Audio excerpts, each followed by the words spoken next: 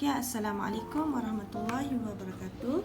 Bertemu lagi kita dalam sesi PDPR bersama dengan Maklimah Zah. Okey, baiklah kita teruskan pada pelajaran kita untuk hari ini, iaitu subjek Jawi dan Khot tahun 4. Okey, ini adalah buku teks bagi subjek Jawi dan Khot tahun 4. Okey. Sebelum ni Maklimah dah terangkan tentang mengenai isi kandungan yang ada dalam buku teks. Maksudnya ni adalah topik-topik yang awak akan belajar nanti. Okey, untuk hari ini kita pergi kepada pelajaran pertama, iaitu tanda bacaan. Okey. Apakah tanda bacaan? Jom kita kenal apa dia tanda bacaan. Okey. Mengenal tanda baca, mengenal tanda bacaan. Okey. Tanda bacaan mempunyai peranan yang penting. Okey. Digunakan untuk melengkapkan ayat. Dan tanda baca juga tanda baca dalam ayat memberi isyarat kepada pembaca untuk membaca mengikut intonasi yang betul dan sesuai. Okey. Seterusnya, membentuk kata, memahami teks yang dibaca kerana tanpa tanda baca teks sukar difahami. Okey, kalau tak ada tanda baca ni, kita tak faham apa yang kita baca. Maksudnya, contoh, kalau tu adalah contoh ayat ni, ayat yang awak baca tu adalah ada tanda soal. Jadi, awak tak tahu dia tanya ke dia nak bagi tahu. Jadi macam confused kan? Jadi, kalau tak ada tanda baca ni, kita tak dapat nak fahami ayat apa yang kita ungkapkan ataupun yang kita baca. Okey. Jadi pentingnya tanda bacaan bagi setiap tulisan. Okey. Baiklah.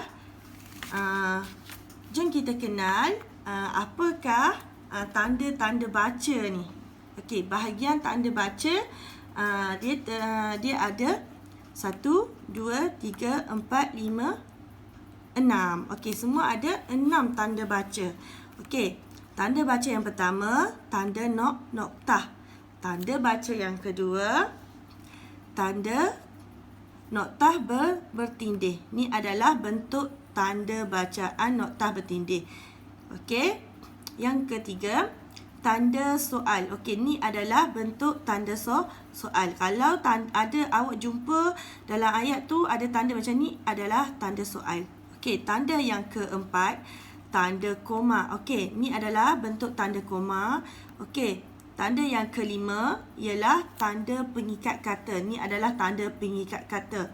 Okey, yang terakhir, yang keenam ialah tanda seru. Okey, ni adalah tanda seru. Okey, baiklah kita pergi kepada contoh penggunaan ayat. Okey. Ni adalah contoh-contoh bagi setiap penggunaan ayat bagi tanda bacaan. Okey, kita tengok pada contoh yang pertama, iaitu contoh tanda bacaan bagi tanda noktah. Okey, ni adalah contoh ayat dia. Saya hendak ke rumah nenek. Okey, ni adalah tanda noktah. Okey, tanda noktah dia duduk di belakang. Dia bulat.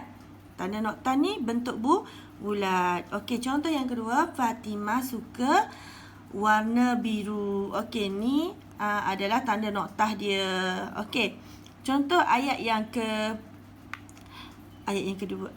Contoh tanda-tanda yang kedua iaitu noktah bertindih. Okey, ni adalah contoh ayat dia. Okey, Hafiz. Okey, tanda noktah bertindih. Ibu saya lapar. Okey. Hafiz kata pada ibu dia, saya lapar. Okey. Ni adalah penggunaan noktah bertindih. Okey. Tanda bacaan yang ketiga. Tanda soal. Okey, contoh ayat bagi tanda soal. Bilakah Malaysia merdeka? Okey. Kalau tanda soal ni maksudnya kita nak tanya. Okey, ayat untuk kita bertanya. Tak kisahlah contoh ayat lain. Contoh bila awak makan, bila awak tidur.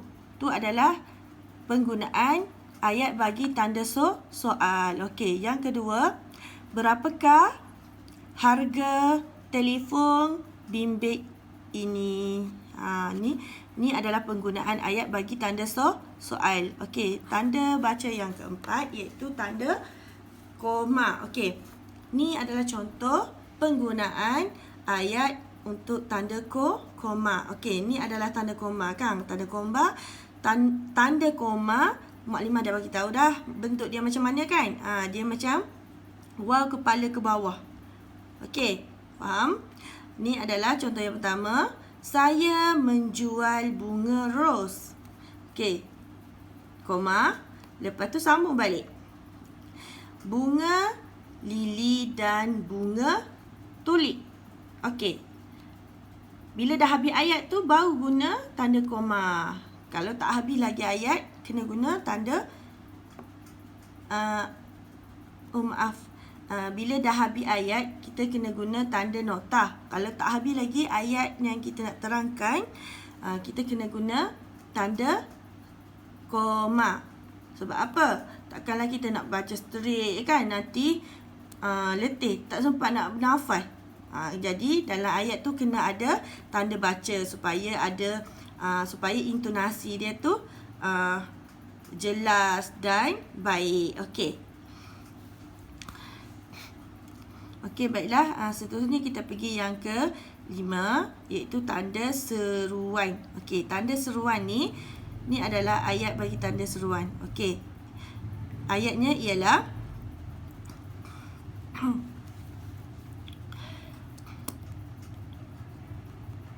amboi. Okey, dia guna tanda koma sebab dia tak habis lagi ayat kan? Tadi Maklimah pesan kalau tak habis ayat lagi kena guna tanda koma. Okey, amboi. Cantiknya baju kamu. Okey, ni adalah tanda seruan. Okey, wah. Contoh yang kedua, wah. Tingginya menara itu.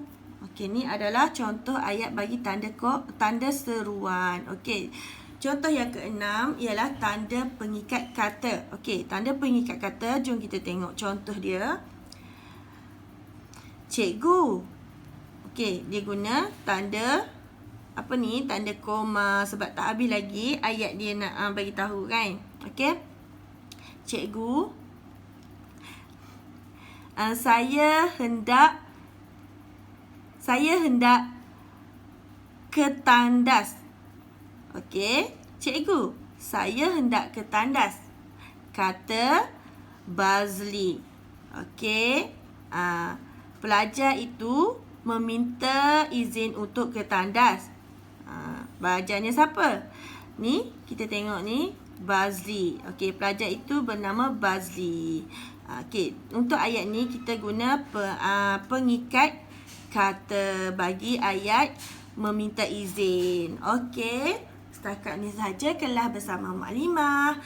Maklimah harap apa yang baik itu kita dapat manfaat bersama. Okey, mana yang kurang datang daripada Maklimah sendiri. Yang baik itu datang daripada Allah Subhanahu Wa Taala. Okey. Kita jumpa lagi pada kelas akan datang insya-Allah. Maklimah sudahi kelas pada hari ini dengan akhir kata Assalamualaikum warahmatullahi wabarakatuh. Jumpa lagi.